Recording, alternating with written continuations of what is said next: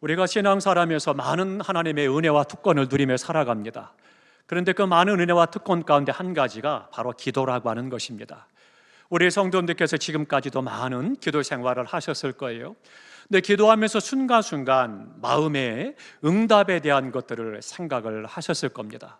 응답받은 기도도 많고 또 응답받지 못하는 기도도 있었을 것이고 또 기도에 대해서 응답에 대해서 많은 생각들을 하셨을 것입니다. 오늘 본문의 말씀을 보면 기도에 대해서 잘 우리에게 가르쳐서 말씀해 주고 있습니다. 주님께서 베다니 지방을 지나가십니다. 그런데 시장하셨어요. 그래서는 주변을 돌아보니까 주변에 무화과 나무가 있었습니다. 그래서 무화과 나무에 찾아갔어요. 열매를 얻을까 해서 가보니까 열매가 없었습니다. 그랬더니 주님께서 그 나무를 향해서 말씀하십니다. 앞으로는 너에게서 사람들이 열매를 얻지 못할 것이다. 그렇게 말씀하시고 지나가셨습니다. 그리고 예루살렘에 올라가셔서 그리고 말씀을 전하시고 그리고 다시 돌아가시는 길입니다. 다시 길을 떠나서 지나가는데 어제 지나갔던 그 길에 주님께서 말씀하셨던 무화과 나무를 만나게 됩니다. 그랬더니 제자들이 보니까 이 나무가 말라 죽어 있었습니다. 그랬더니 제자들이 주님께 말씀을 드립니다. 선생님, 무화과 나무가 말랐나이다 이야기를 합니다. 그리고 그 안에서 주님께서는 그들에게 말씀하신 것이 오늘 본문의 말씀인데, 이 본문의 말씀은 기도에 대해서 우리에게 가르쳐서 말씀해 주고 있습니다.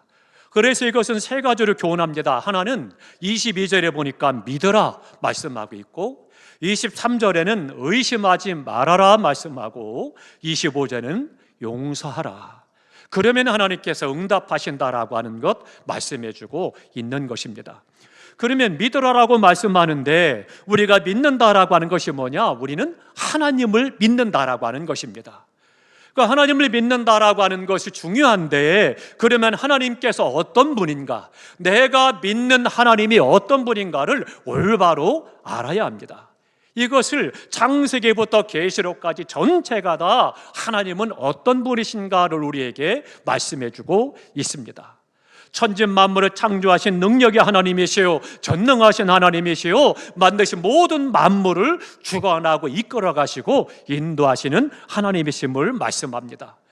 뿐만 아니라 우리 사람들을 창조하셨고 사랑하시고 기뻐하고 좋아하실 뿐만 아니라 죄에서 구원하시는 하나님이시고, 뿐만 아니라 이 세상을 다시금 심판하실 것이고 영원한 하나님의 나라를 우리에게 주시는 하나님이시다라고 하는 것을 말씀해 주고 있습니다. 그러면서 성경 전체를 보면 가장 많이 반복된 말씀이 있습니다. 그 말씀이 뭐냐? 믿음, 믿는다, 이 말씀입니다. 믿음에 대한, 또 믿는다라고 하는 명사나 동사를 무려 550번 이상 성경은 기록하고 있습니다. 그만큼 반복해서 믿는다, 이 말씀을 우리에게 말씀하고 있는 것은 그만큼 중요하기 때문입니다. 너무나도 믿음이 중요하기 때문에 반복해서 말씀을 강조하고 있는 것입니다. 그러면 천지 만물을 만드시고 그리고 모든 것들을 주관하고 이끌어 가시고 우리를 죄에서 구속하시고 다시금 심판하시며 우리를 하나님의 나라까지 인도하실 그 하나님을 믿는다는 것, 이 믿음이 무엇이냐라고 하는 겁니다. 오늘 우리가 지금까지 하나님을 믿는다고 고백하고 믿음으로 섬겨왔는데 그 믿음이 뭐냐라고 하는 거죠. 첫 번째로는요, 하나님을 믿는다는 것은 하나님을 인정하는 것, 그것이 바로 믿음이라고 하는 것입니다. 전능하시고 모든 것을 아시고 판단하시고 우리를 구원하시고 도우시는 그 하나님이심을 믿는 이 믿음, 하나님을 인정할 때 성립이 되는 거예요. 그렇기 때문에 우리의 믿음은 하나님을 인정해야만 믿음이 서게 된다라고 하는 겁니다. 하나님께서 이 문제를 해결해 주실 것이고 저 문제도 풀어주실 수 있는 능력이 하나님이심을 인정하는 것, 이것이 바로 믿음입니다. 하나님께서 만물을 주관하고 이끄시고 오늘 나의 삶을 인도하신다라고 하는 것을 인정할 때 믿음이 서게 되는 것입니다. 또 믿음이라고 하는 것은 고백하는 것이 있어야 됩니다. 로마서 10장 10절에 말씀합니다. 사람이 마음으로 믿어서 의에 이르고 입으로 시인하여 구원에 이른다라고 말씀하고 있죠. 그러니까 입으로 고백해야 된다는 거예요. 하나님께서 나의 구주 되심에 대해서 고백할 수 있어야 된다라고 하는 거죠. 나에게 믿음이 있다라면 주님이 어떤 분인가라고 하는 것에 대해서 신앙 고백이 있다라고 하는 거죠. 우리가 예배 시간마다 사도신경으로 신앙 고백하잖아요. 이 신앙의 고백이 너무나도 중요한 겁니다. 어느 날 주님께서 제자들에게 묻습니다. 세상 사람들이 나에 대해서 뭐라고 말하더냐 질문하십니다. 그때 제자들이 말합니다. 더러는 엘리야, 더러는 예레미야, 혹은 세례 요한 선지자라 하더이다. 그렇게 이야기를 합니다. 그때 주님께서 다시 질문하십니다. 그러면 너희는 나를 누구라 하느냐? 다시금 질문하십니다. 그때 우리가 잘 아는 대로 베드로라고 고백합니다. 주는 그리스도시요 살아계신 하나님의 아들이시니이다. 위대한 신앙의 고백을 했습니다. 그때 주님께서 기뻐하시고 축복하시죠. 내가 이 반석 위에 내 교회를 세울 것이다 말씀하시면서 바요나 시몬아 내가 복이 있다. 그런데 이 고백은 내가 알아서 한 것이 아니고 혈통이 알아서 한 것이 아니다. 하나님께서 알려주신 것이다라고 말씀하고 있습니다. 그렇기 때문에 세상의 모든 교회는 이 신앙 고백 위에 주는 그리스도시요 살아계신 하나님의 아들이십니다. 이 신앙 고백 위에 교회는 다 세워진 것입니다. 그렇기 때문에 우리 세운 교회도 주님의 은혜 가운데 이 고백 위에 세워진 교회라고 하는 것이죠. 고백이 있어야 믿음이 되는 것입니다. 하나님께서 나의 하나님이시요 나와 함께 계시고 나를 사랑하신다는 것을 믿으시기 바랍니다. 그리고 그 하나님에 대한 믿음을 고백할 때 우리가 믿음이 있다라고 말하는 것입니다. 또 하나 세 번째로는요, 순종하는 것이 믿음입니다. 순종이라는 것은 따라가는 것입니다. 요한계시록에 보니까 구원받은 사람들이 어린 양 되신 예수께서 어디로 인도하든지 따라가는 사람들이다, 그렇게 말씀합니다. 근데 문제는 어린 양이라는 거예요. 어린 양은 어때요? 갈 바를 알지 못합니다. 천방지축입니다. 그런데 예수님을 가리켜서 어린 양 되신 예수님이라는 거예요. 그러니까 어린 양 되신 예수님, 바꿔 말씀드리면 천방지축이요 뭐 어디로 가야 될지 뭔지도 알지 못하는 그 예수님을 따라간다는 것 쉽겠습니까? 안 그런 거죠. 그러면 예수님께서 과연 천방지축이고 갈 바를 알지 못하고 가는 어린 양과 같은 그런 예수님이냐? 아닙니다. 천지만물을 창조하신 주님이시고 우리를 죄에서 구속하신 주님이시요 성령을 통해서 우리를 인도하시는 그 주님이십니다.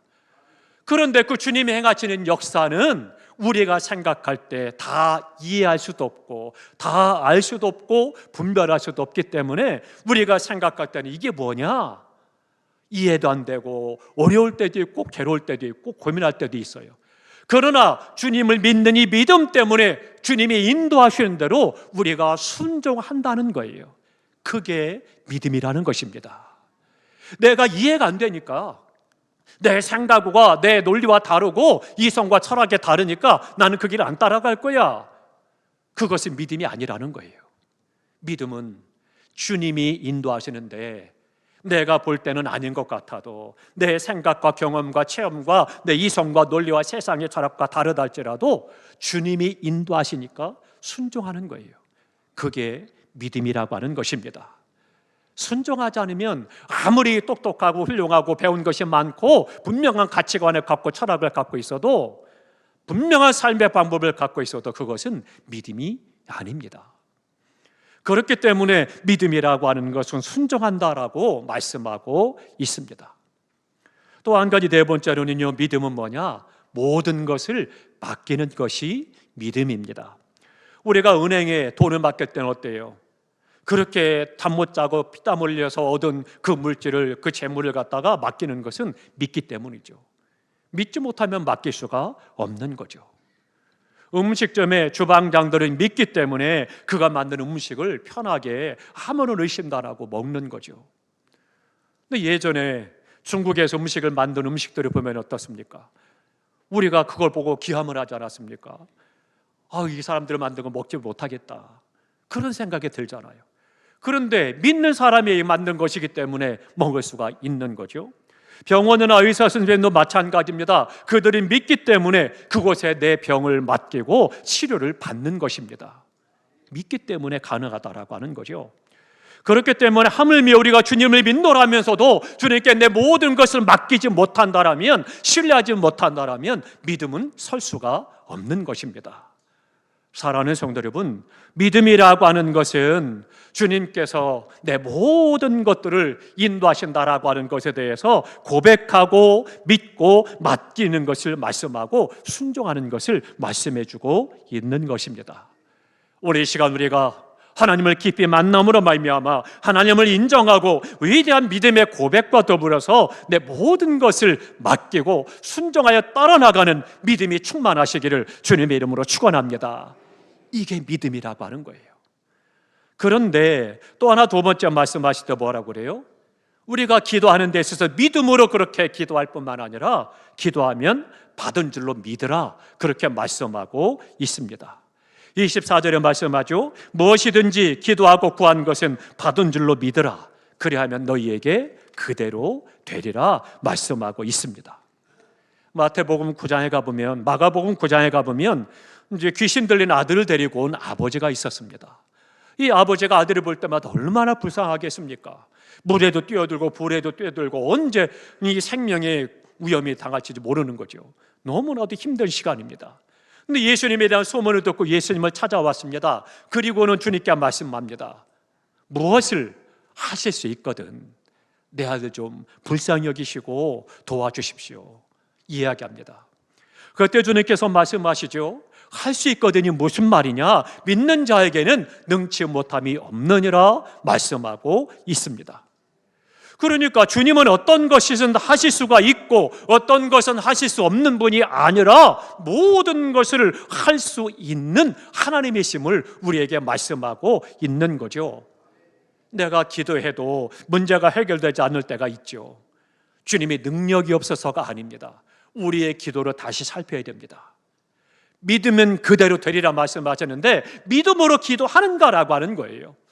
그것을 우리에게 가르쳐서 이야기를 합니다. 무엇을 하실 수 있거든, 그래서 들어도 좋고 안 들어도 좋고 응답해도 좋고 응답하지 않아도 좋고 그런 것이 아니라 믿음으로 구한 것은 받은 줄로 믿으라 말씀하고 있습니다. 전폭적인 믿음이 있어야 된다라고 하는 거죠. 그때 주님께서 말씀하시니까 아버지가 고백합니다. 그 아비가 소리질러 가로되 내가 믿나이다, 나의 믿음 없는 것을 도와주소서 하더라, 그렇게 말씀하고 있습니다. 이 시간 우리 가운데 믿음이 충만하시기 바랍니다. 될 수도 있고 안 될 수도 있고 들어줄 수도 있고 안 들어줄 수도 있고 할 수 있고 안 할 수도 있고 그런 하나님이 아니라 우리가 믿음으로 고백하며 주님을 의지하고 기도할 때 하나님께서 반드시 이루신다라고 하는 믿음이 있어야 되는 거죠. 믿음과 고백은 분명해야 된다라고 하는 것입니다. 요한복음 14장 13절에 말씀합니다. 너희가 내 이름으로 무엇을 구하든지 내가 시행하리니, 그렇게 말씀했습니다. 오늘 본문에 뭐라고 그래요? 그대로 되리라, 그렇게 말씀하고 있는 겁니다. 그대로라는 말씀은 믿은 대로 되리라 말씀합니다. 주님께서 이 땅에 오셔서 수많은 병자들을 고치십니다. 연약한 자들을 고쳐주시고 위로하시고 힘을 주십니다. 그때 공통적으로 하신 말씀이 그거였어요. 내 믿음대로 되리라, 그렇게 말씀하십니다. 사랑하는 성도 여러분, 믿음이 충만하시기 바랍니다. 이 믿음이 위대한 하나님의 축복이라고 하는 것입니다. 그렇기 때문에 믿음의 능력과 기도의 능력을 날마다 경험하며 살아가야 되는 것입니다. 믿으면 그대로 된다는 것을 믿으시기를 주님의 이름으로 축원합니다. 그런데 중요한 것은 여기에 단서가 있어요. 단서 조하기 붙었는데 뭐라고 번하느냐? 오늘 본문에 보니까 의심하지 말아라, 그렇게 말씀합니다. 믿고 기도하되 의심하지 말라는 거예요. 그러면 그대로 될 것이다 말씀해주고 있는 것입니다. 의심이라는 말은요, 원문에 보면 디아크리데라고 말하는데요, 가닥을 잡지 못하고 우왕좌왕하다, 그런 뜻입니다. 그러니까 어떻게 해야 될지 모르고 이랬다 저랬다 우왕좌왕하는 것, 그것이 바로 의심이라고 하는 거예요. 그래서 야고보 사도는 뭐라고 그래요? 의심하는 자는 바람에 나는 갈대와 같다 이야기하시면서 응답받는 것을 기대하지 말라는 거예요. 의심하는 자에게 응답이 없다 말씀해주고 있는 거죠. 의심은요, 불신의 원인이 됩니다. 불행의 씨앗이 됩니다. 실패의 구원이 되는 것을 볼 수가 있는 거죠. 그러니까 부부간에도 어때요? 이 믿음과 신뢰가 깨어지고 의심이 생기면 그때부터 행복하지 못한 거죠. 부부간의 갈등이 더 커지는 거고 더 아픔과 상처가 커지는 거죠.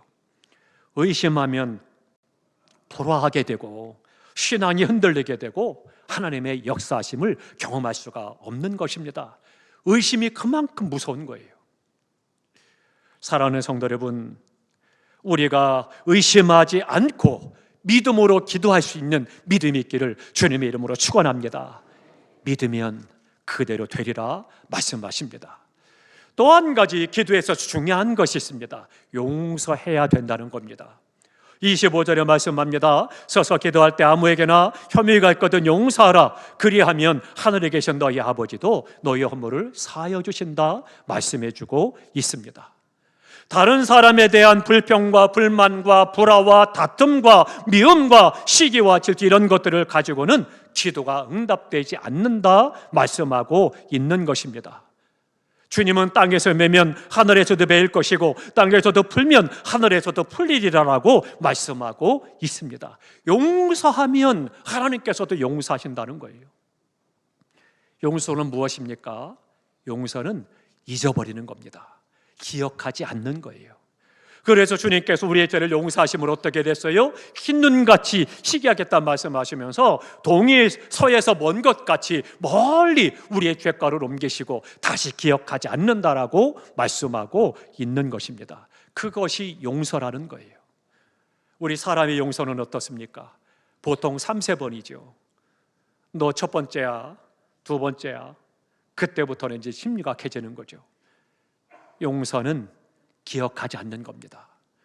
용서했다고 해놓고서도 다음에 어떤 일이 생기면 지난날에 다 들춰내서 또다시 이야기를 하면 그것은 용서가 아닙니다. 용서는 잊어버리는 거예요. 기억하지 않는 것입니다. 용서는 주님의 십자가를 생각하는 것입니다. 조건 없이 이유 없이 나를 용서하시기 위해서 십자가에 달려 돌아가신 주님의 십자가를 생각하면 못해줄 용서가 없는 거죠. 그렇기 때문에 우리가 주님의 십자가를 생각하는 것이 바로 용서가 되는 거예요. 용서해야 응답을 받고 나 또한 용서받을 수가 있고 용서해야 마음에 평안이 찾아오게 되는 겁니다. 용서는 어떻게 보면 그 사람을 위해서가 아니라 나를 위해서 용서하는 것이다 이야기할 수 있습니다. 사랑하는 성도 여러분, 우리가 기도할 때 받은 줄로 믿으시기 바랍니다.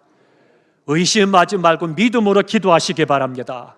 하나님은 능히 우리의 기도에 응답하시 능력이 하나님이심을 믿으시기 바랍니다. 그 하나님을 믿는 믿음을 가지고 내가 먼저 용서하고 그리고 그 안에서 의심하지 말고 기도함으로 말미암아 오늘까지 닫혀있는 문제들이 해결되어지고 우리의 삶의 고통의 문제들이 다 열려지고 회복되어지고 하나님의 은혜 가운데 영광이 되는 복된 기도의 응답이 있기를 주님의 이름으로 축원합니다.